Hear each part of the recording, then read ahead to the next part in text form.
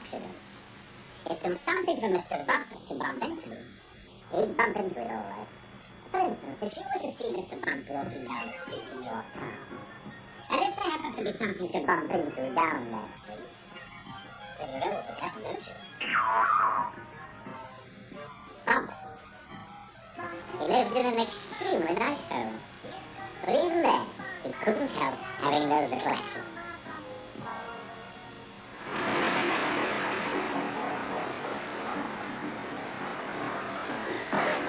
Mr. Bump was just the same at home. For instance, one morning when Mr. Bump went outside his house, he noticed that the chimney pot had come loose in a storm the night before. I must fix that before it falls off, thought Mr. Bump to himself. And he hurried off to his garden shed to fetch a ladder.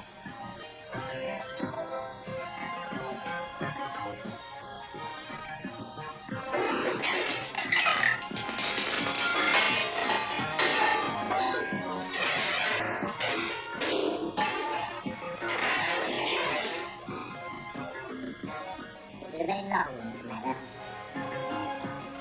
Mr. Bump walked up the garden path and put the ladder on his shoulder. He turned the corner of the garden path. Crash went under the window. Oh dear, thought Mr. Bump.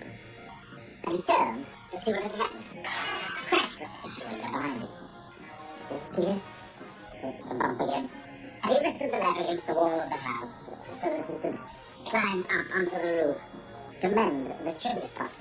Crash went the bedroom window. So you can see how Mr. Bump had his little accidents. Mr. Bump had had many jobs, but somehow they never seemed to last very long.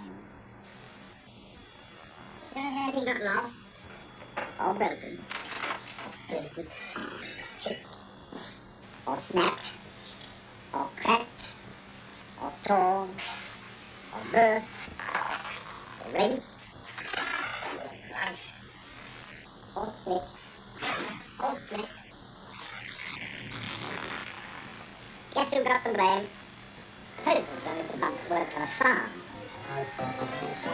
Little bump here, little bump there. Here comes another bump here, oh dear. It's a painful way to spend your day, bumpity bump. He tripped over the farm dog and spoke the belt. The farm cat laughed it off.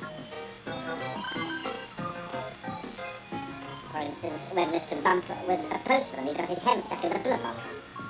They had to get some fire brigade to come and set him free.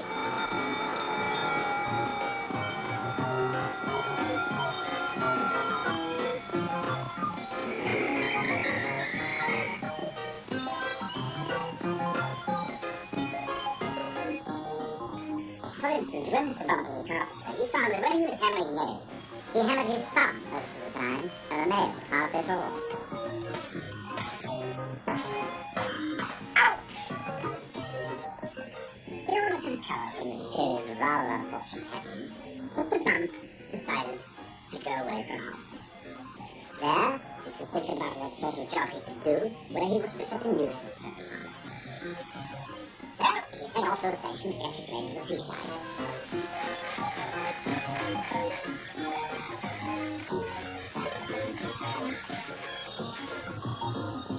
While Mr. Bump was on holiday, several things happened. For instance, he fell off a boat into the sea, and the lifeboat had to come and rescue him. For instance, one day when he was quietly walking along the beach minding his own business, he got his foot stuck in a bucket. And as he couldn't get it off, he had to hop round with it on his foot for hours. And as he hopped along the beach, he hopped straight into a large hole that somebody had dug. And he had to stay there all night because he couldn't climb out on his own. However, despite all these little accidents, Mr. Bump enjoyed his holiday. And while he was there, he had a splendid idea about what sort of a job he should do.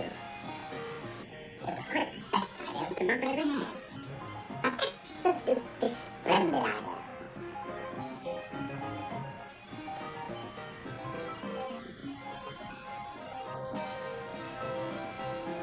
And now, Mr. Bump works happily for Mr. Barley, the farmer.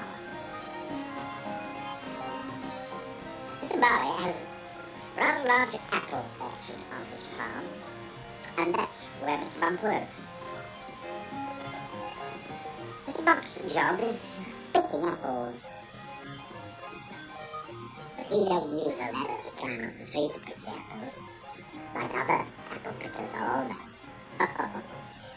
Mr. Bump is a much better way of picking apples than that. He just walks about. And before long, Mr. Bump, being Mr. Bump, walks into a tree. Down falls an apple. And Mr. Bump catches it. This makes the job of picking apples much easier. Mr. Bump is very pleased about his new job, and Mr. Barley is very pleased about his new apple picker.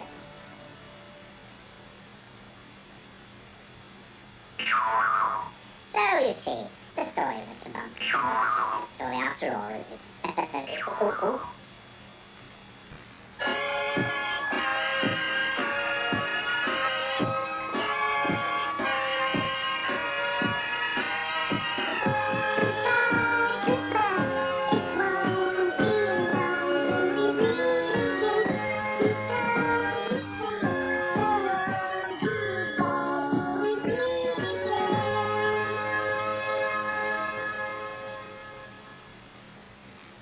In a few moments, cartoon fun with Doral and Tiny. That will be followed in 15 minutes by the record breakers, including an attempt on the world cucumber slicing record, the smallest newspaper in the world, and also a record-breaking motorcycle.